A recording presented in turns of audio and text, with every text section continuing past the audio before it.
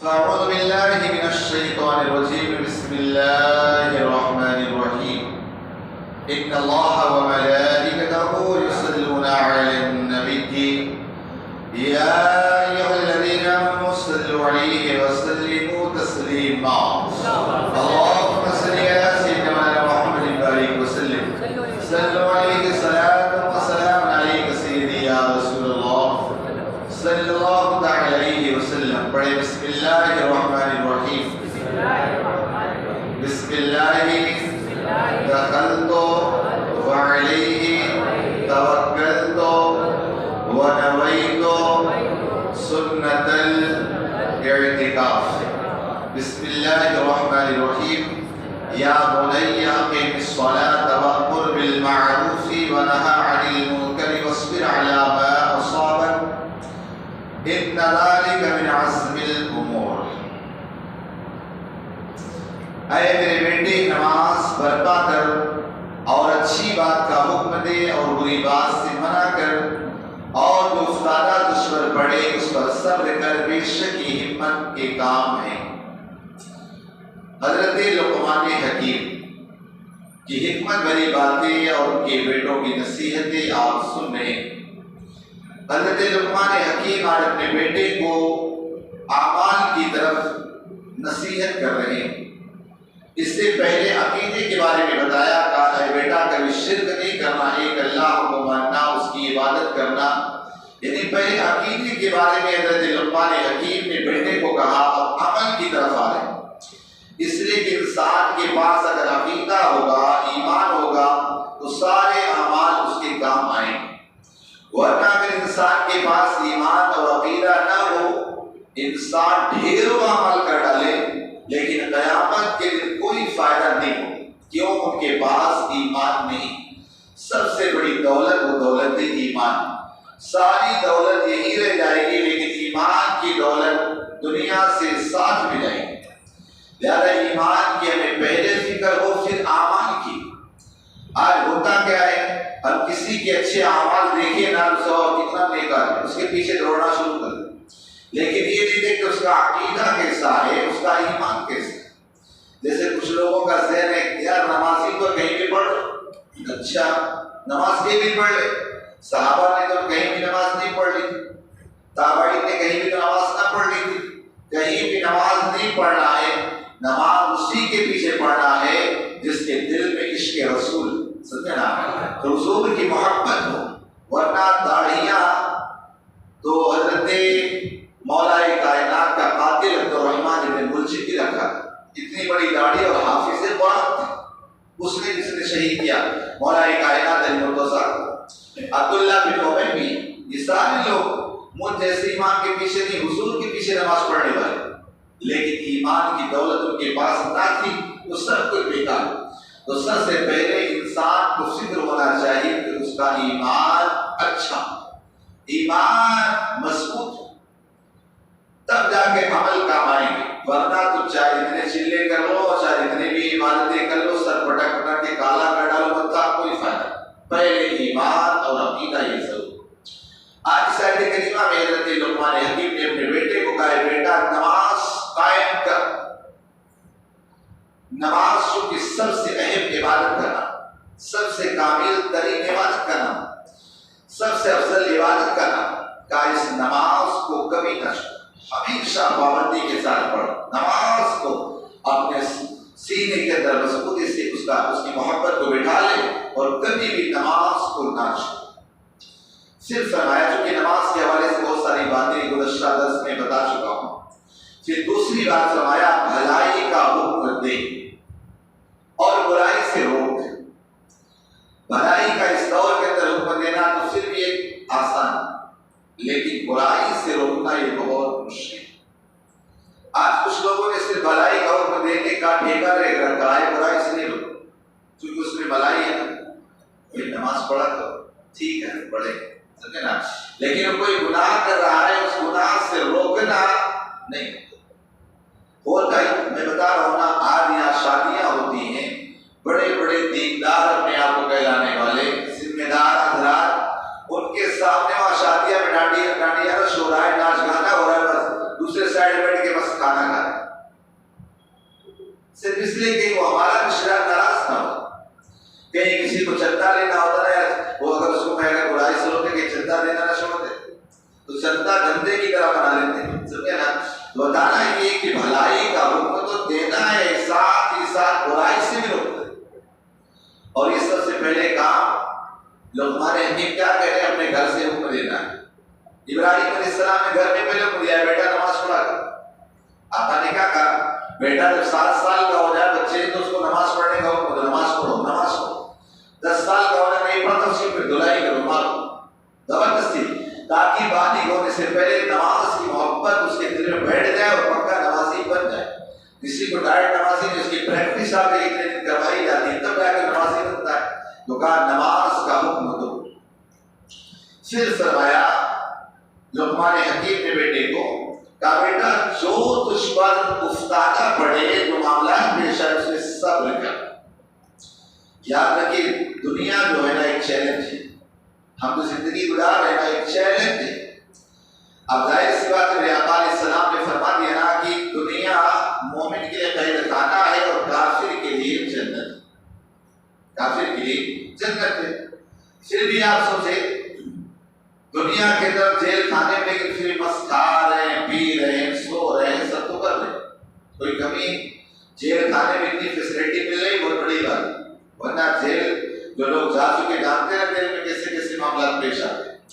حضرت حسن بصری رضی اللہ عنہ، حضرت امام حسن رضی اللہ عنہ ایک مرتبہ جا رہے تھے، بڑے عمدہ لباس پہنے تھے، بہت اچھا لباس، اور ایک کافر تھا وہ پھٹے پرانے لباس پہنا تھا۔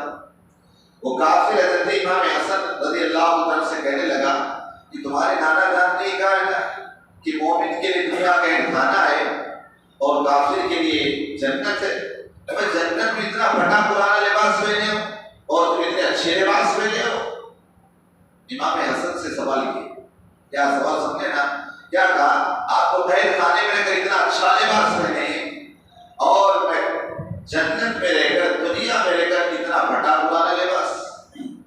امام حسن بصری رضی اللہ تعالیٰ فرماتے ہیں اللہ رب العزت یہ بتا رہا ہے، سمجھے نا؟ بتا رہا ہے اور مومن بندے سے محبت کا اظہار فرما رہا ہے کہ میں اپنے مومن بندے کو قید میں اتنا اچھا لباس پہنا رہا ہوں تو جنت میں کتنا اچھا لباس پہنا ہوں۔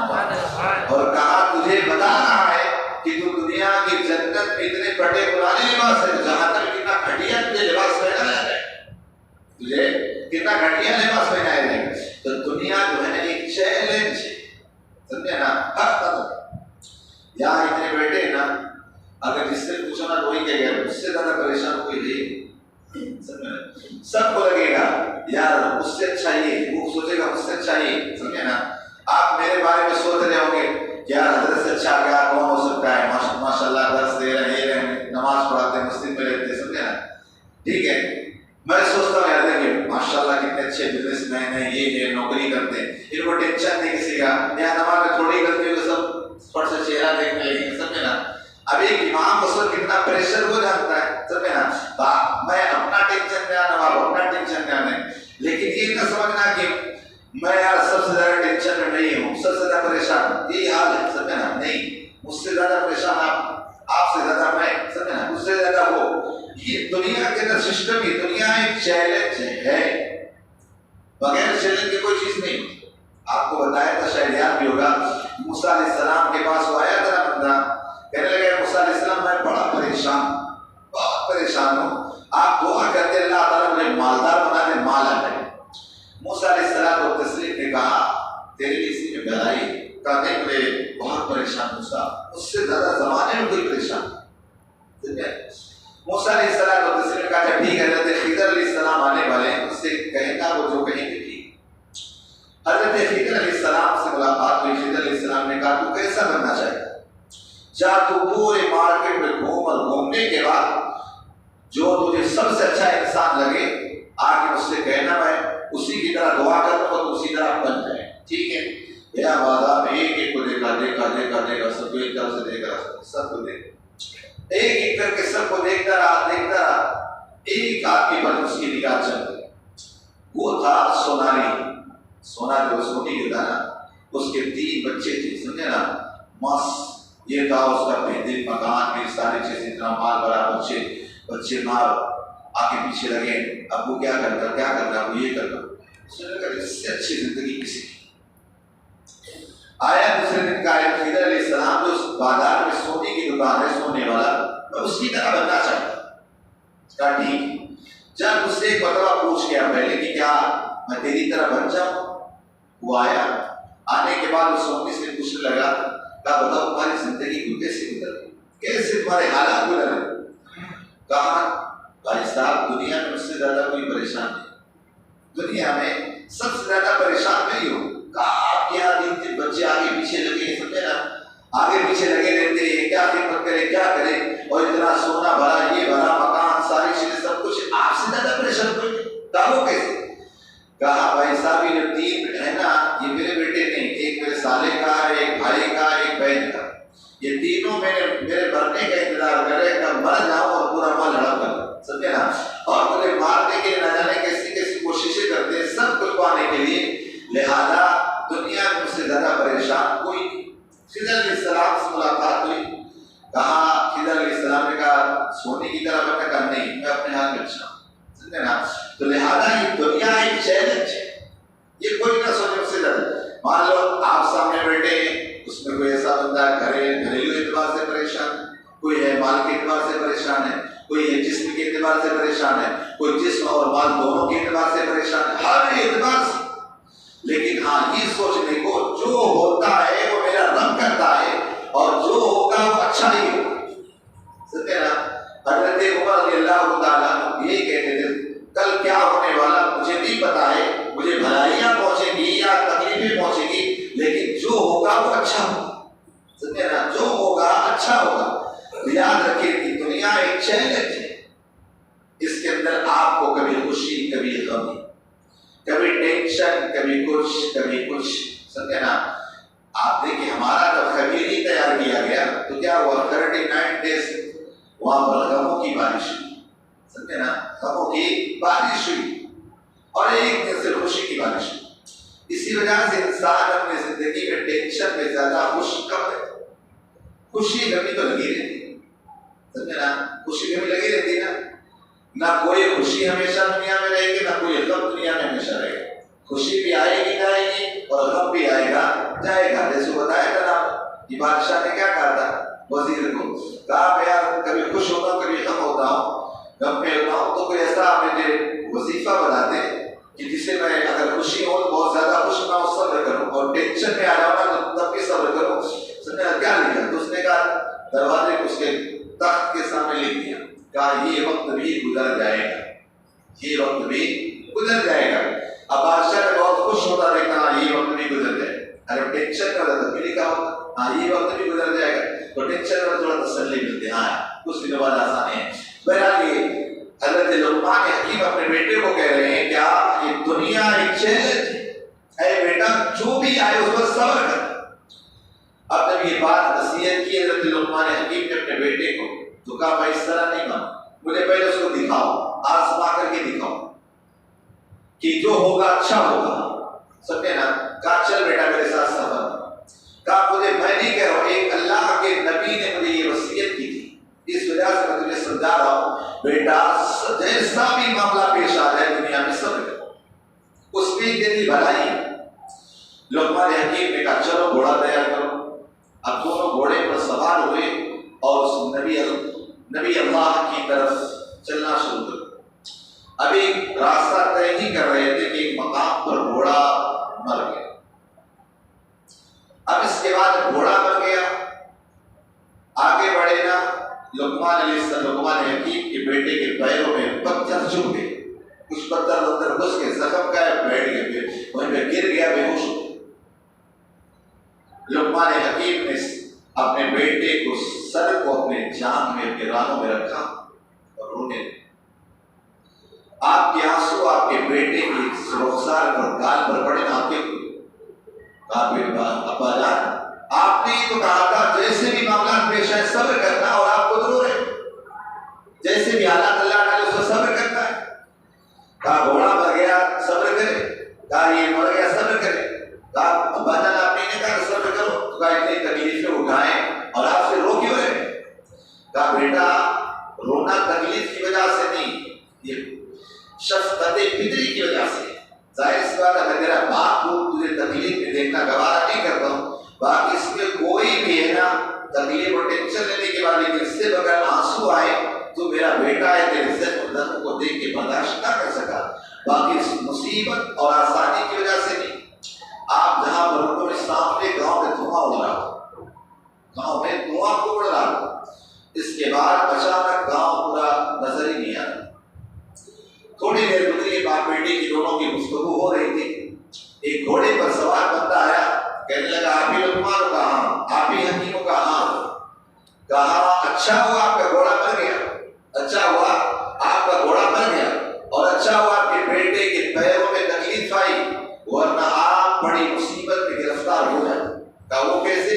کہا اگر گھوڑے پر سوار ہو گیا تھے نا تو گاؤں کے سامنے دکھ رہا تھا نا، وہ سارا کا سارا عذاب آیا، سب ہلاک ہو گئے، سب زمین میں دھسا دیے گئے۔ اگر آپ کا گھوڑا اگر نہیں مرتا نا تو آپ ظاہر سے تیزی کے ساتھ پہنچ جاتے، اسے اور بیٹا اگر پیروں میں زخم نہ لگتا تو اور جلدی تھوڑا لیٹ ہو لیکن پہنچ جاتے، لیکن اب جو آبادی سب ختم ہو گئی ہے، اب تمہیں جانے کی اجازت ہے، لیکن سارے لوگ تباہ ہو گئے۔